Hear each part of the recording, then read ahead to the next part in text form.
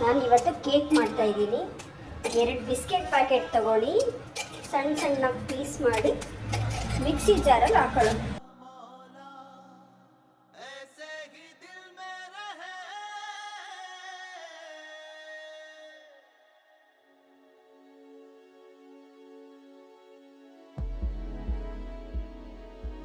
ಒಂದು 4 ಸ್ಪೂನ್ ಸಕ್ಕರೆ ಹಾಕೊಳ್ಳೋಣ.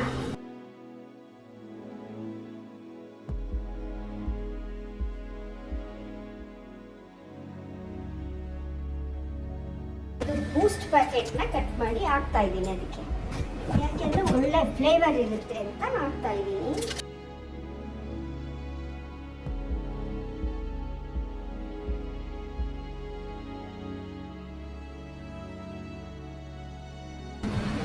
ಮಿಕ್ಸಿ ಜಾರಲ್ಲಿ ನೈಸಾಗಿ ಪುಡಿ ಮಾಡ್ಕೊತಾ ಇದ್ದೀನಿ ನೋಡಿ. ಇವಾಗ ಮಿಕ್ಸಿ ಜಾರಲ್ಲಿ ರೆಡಿಯಾಗಿದೆ ಪೌಡ್ರು ನೋಡಿ, ಫುಲ್ ನೈಸಾಗಿ ಪೌಡ್ರ್ ಆಗೈತೆ. ಈಗ ಇದನ್ನ ಒಂದು ಬೌಲ್ಗೆ ಹಾಕೋಣ.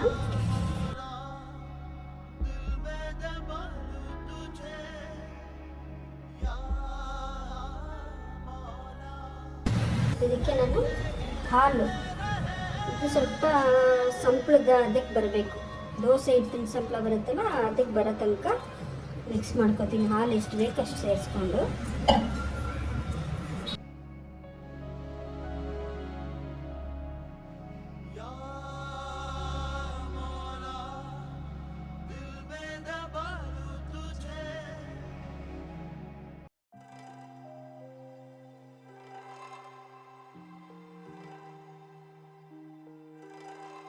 ಇವಾಗ ಇದಕ್ಕೆ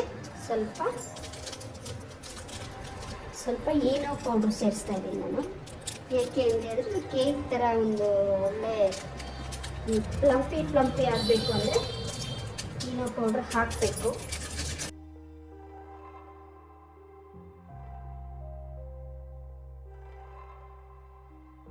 ಇದಕ್ಕೆ ಒಂದು 4 ಡ್ರಾಪ್ ವೆನಿಲಾ ಎಸೆನ್ಸ್ ಹಾಕೊಳ್ಳೋಣ.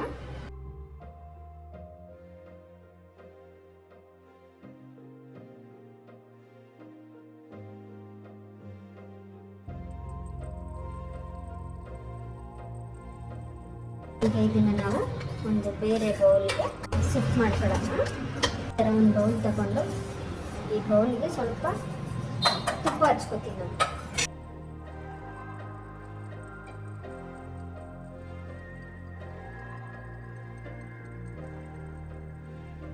ಇದಕ್ಕೆ ಹಾಕೊಳ್ಳೋದು ಹಿಂಗೆ.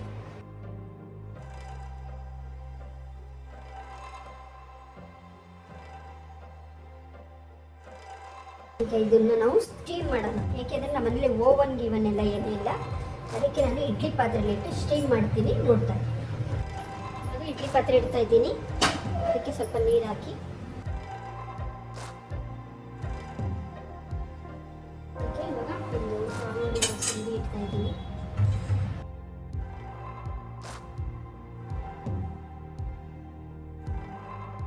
ಅರ್ಧ ಗಂಟೆ ಇದನ್ನು ಸ್ಟೀಮ್ ಮಾಡೋಣ. ಸ್ಟೀಮ್ ಮಾಡಿದ್ರೆ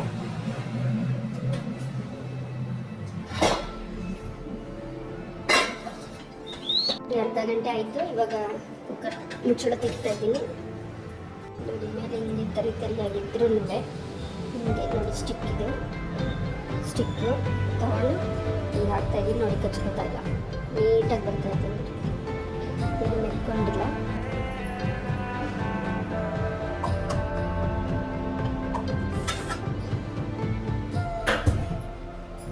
ತಣ್ಣಗಾಗಬೇಕಿದು, ಇದು ಬಿಸಿಲೇನೆ ಬೇರೆದಕ್ಕೆ ಹಾಕೋಕ್ಕಾಗಲ್ಲ. ಸ್ವಲ್ಪ ತಣ್ಣಗಾದ್ಮೇಲೆ ಬೇರೆ ಬೌಲ್ಗೆ ಒಂದು ಪ್ಲೇಟ್ಗೆ ಚೇಂಜ್ ಮಾಡೋಣ.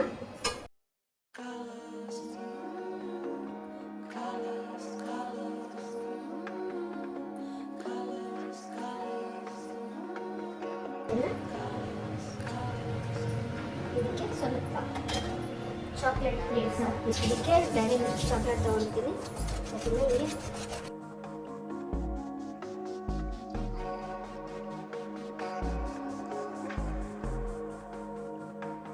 ಇಲ್ಲ ಅಂದರೆ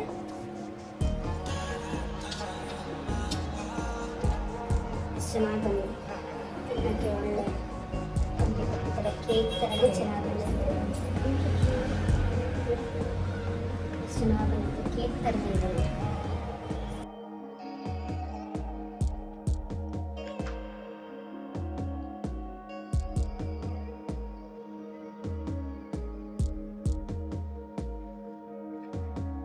Thanks for watching.